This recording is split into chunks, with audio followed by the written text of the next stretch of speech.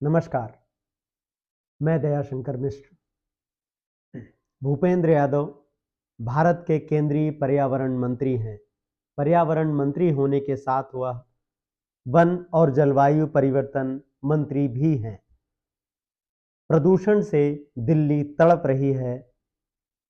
जो लोग पहले ही तरह तरह की बीमारियों से घिरे हुए हैं, उनकी हालत तो आए दिन लगातार गंभीर होती जा रही है। लेकिन दिल्ली और उत्तर भारत के इस वक्त गंभीर रूप से प्रदूषण से घिरे होने के बावजूद पर्यावरण मंत्री कुछ बोलते क्यों नहीं हैं? पर्यावरण का सरल भाषा में सरल अर्थ है जल, जंगल, जमीन और हवा। जाहिर है इसमें इनकी स्वच्छता भी आती है, इसमें इनकी देखभाल भी आती है। सुप्रीम कोर्ट आए दिन फटकार लगा रहा है कि सरकारें क्या कर रही हैं, उनको बताना चाहिए। लेकिन भारत में राजनीतिक रूप से इतनी ज़्यादा अमर्यादा है, इतनी ज़्यादा लापरवाही है कि जैसे इससे सरकारों को कोई लेना देना ही नहीं। वरना केंद्रीय पर्यावरण मंत्री हर दिन प्रेस कॉन्फ्रेंस करते, हर दिन जवाब देते कि आज AQI इतना है और हम क्या क्या काम कर रहे हैं। लेकिन पर्यावरण मंत्री एकदम खामोश हैं। तो आखिर पर्यावरण मंत्री क्या कर रहे हैं, इस बारे में हम आगे बात करेंगे। अभी हम देखते हैं कि प्रदूषण कहां से कहां पहुंच रहा है। केंद्रीय प्रदूषण बोर्ड ने 19 नवंबर को बताया कि AQI एयर क्वालिटी इंडेक्स 488 और कुछ इलाकों में 500 दर्ज किया गया, जो बेहद गंभीर प्लस की श्रेणी में आता है। दिल्ली NCR में स्कूल बंद कर दिए गए हैं क्योंकि सबसे आसान यही है। आपको याद है ना, लॉकडाउन में क्या किया गया था, कोरोना में क्या किया गया था। जहां कदम उठाने की जरूरत होती है, भारत में सबसे पहले उस पर पाबंदियां थोप दी जाती हैं। आप सोचिएगा कि 10वीं और 12वीं के बच्चों की परीक्षाएं सर पर हैं। ऐसे बच्चे जिनके पास लैपटॉप नहीं है, स्मार्टफोन नहीं है, कैसे वो बच्चे अपनी तैयारी करेंगे? कैसे वो बच्चे ऑनलाइन कक्षाओं में शामिल हो पाएंगे? तो हमारी सरकार यह नहीं सोचती कि कैसे प्रदूषण से मुक्ति पाई जाए। आप देखते हैं अखबारों के हेडलाइन लगभग एक जैसे हैं। जिन हेडलाइंस को भी आप तस्वीरों में देख रहे हैं, लगभग हर साल की कहानी वही है। इस साल तो स्थितियां और ज्यादा गंभीर होती जा रही हैं। तो सरकार कुछ करने की जगह स्कूल बंद कर रही है, कुछ जगहों पर वर्क फ्रॉम होम कर दिया गया है। लेकिन क्या इससे राहत मिलेगी? दिल्ली में बीजेपी के नेता प्रदूषण के खिलाफ प्रदर्शन कर रहे हैं, लेकिन क्या आपने इन नेताओं से कभी पूछा कि दिल्ली तो LG के आदेशों पर चलती है। LG तय करते हैं झंडा कौन फहराएगा, अफसर कहां काम करेंगे, कब नालों की सफाई होगी। हम देख रहे हैं कि किस तरह से LG हर बड़े मामले में शामिल है, लेकिन दिल्ली के प्रदूषण पर LG कुछ नहीं बोलते। ठीक वैसे ही जैसे केंद्रीय पर्यावरण मंत्री कुछ नहीं बोल रहे हैं।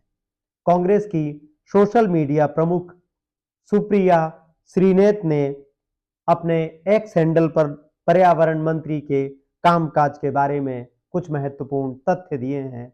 आइए देखते हैं। आप अपनी स्क्रीन पर देख सकते हैं, सुप्रिया श्रीनेत्र ने इस पोस्ट में कुछ आंकड़े दिए हैं। उन्होंने बताया है, और आप भी देख सकते हैं, पर्यावरण मंत्री के ट्विटर, जिसे अब एक्स कहा जाता है, उसकी टाइमलाइन पर भूपेंद्र यादव की पूरी टाइमलाइन मोदी जी की पोस्ट को रीट्वीट करने से भरी हुई है। मोदी जी की पोस्ट उन्होंने 123 शेयर की हैं, अमित शाह की 65 पोस्ट उन्होंने शेयर की हैं, शुभकामनाओं की 45 पोस्ट शेयर की हैं, इलेक्शन कैंपेन पोस्ट 57 हैं, वायु प्रदूषण या उसको खत्म करने के सवाल पर उन्होंने 0 यानी एक भी पोस्ट नहीं की है। अगर कुछ घंटों पहले का भी अगर आप उनकी टाइमलाइन पर जाएंगे केंद्रीय मंत्री की, तो आप देखेंगे कि अभी तक, जब तक हम यह वीडियो बना रहे थे, उन्होंने वायु प्रदूषण पर एक भी शब्द नहीं कहा है। आखिर ऐसा कैसे संभव है कि पूरा उत्तर भारत प्रदूषण की चपेट में है? दिल्ली से लेकर नोएडा, गुरुग्राम, आगरा, कानपुर, ग्वालियर, लखनऊ, पटना, चंडीगढ़, लुधियाना, अनेक राज्य प्रदूषण की चपेट में हैं। लेकिन आप देखें, पर्यावरण मंत्री, जिनके पास पर्यावरण को ठीक रखने की सबसे बड़ी जिम्मेदारी है, वह खामोश हैं, एक शब्द नहीं बोल रहे हैं। आखिर ऐसा कैसे हो सकता है? ऐसा इसीलिए हो सकता है क्योंकि बीजेपी जानती है, पर्यावरण मंत्री जानते हैं कि भारत की जनता जलवायु पर, प्रदूषण पर वोट नहीं देती है। 10 साल से भारत में नरेंद्र मोदी प्रधानमंत्री हैं। हर साल दिल्ली की वही कहानी है, लेकिन वह प्रदूषण पर एक शब्द नहीं कहते।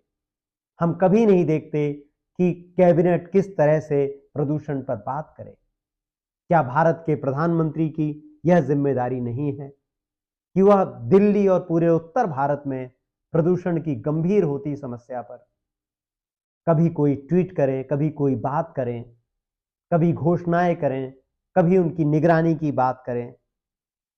वह ऐसा नहीं करते। आप देखें, दिल्ली में आम आदमी पार्टी की सरकार है, पंजाब में आम आदमी पार्टी की सरकार है, इसलिए आजकल दिल्ली के मुख्यमंत्री आतिशी सिंह पंजाब का जिक्र नहीं करती। वह पराली की बड़ी घटनाओं के लिए मध्य प्रदेश को जिम्मेदार ठहराती हैं, लेकिन पंजाब पर कोई बात नहीं करती।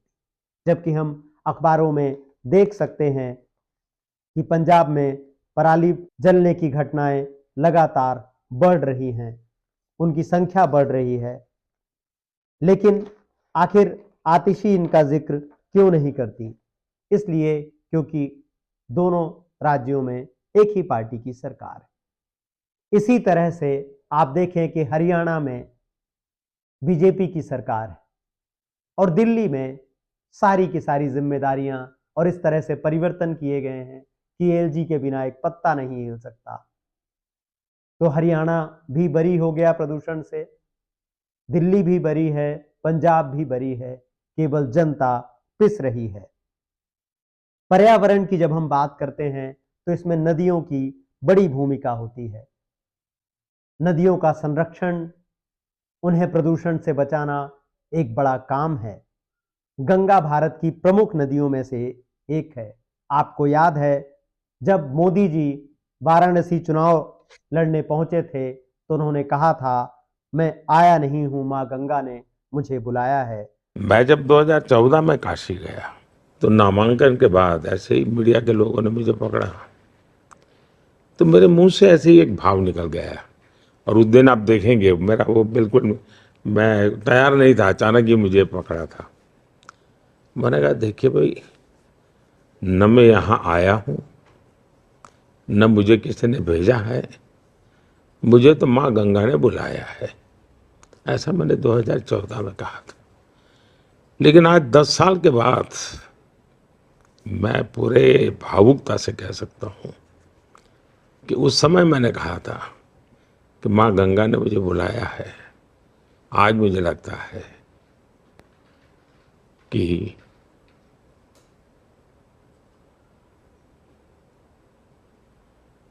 माँ गंगा ने मुझे गोद लिया है। उसी मां गंगा का पानी वाराणसी में पीने योग्य नहीं है। पीने तो छोड़िए, नहाने योग्य नहीं है। एनजीटी ने नाराजगी जताते हुए कहा है, बोर्ड लगवा दीजिए, गंगा जल पीने नहाने लायक नहीं है। वाराणसी में गंगा के प्रदूषण पर पर्यावरण मंत्री कुछ नहीं बोलते। बीजेपी के नेता जानते हैं उन्हें कितना और कब बोलना है। अब आप फैसला कीजिए कि आप किस राजनीति को प्रोत्साहित कर रहे हैं, अपना वोट दे रहे हैं। भारत में जनता ने यही मान लिया है कि लोकतंत्र में उसकी हिस्सेदारी केवल वोट देने से तय होती है, इसलिए वह वोट देकर शांति से चुपचाप बैठ जाती है। उसकी भावनाएं बयानों से तो आहत होती हैं, लेकिन उसकी भावनाएं उसकी अपनी नदियों, पर्यावरण, जल, जंगल और जमीन को बर्बाद होते हुए देखकर आहत नहीं होती। आज के इस वीडियो में बस इतना ही। लोकतंत्र, संविधान और नागरिक चेतना पर हमारे वीडियोस के लिए हमारे चैनल को लाइक कीजिए, सब्सक्राइब कीजिए और संभव हो तो आर्थिक रूप से हमारा सहयोग कीजिए। हमें आपके समर्थन की सख्त ज़रूरत है। नमस्कार।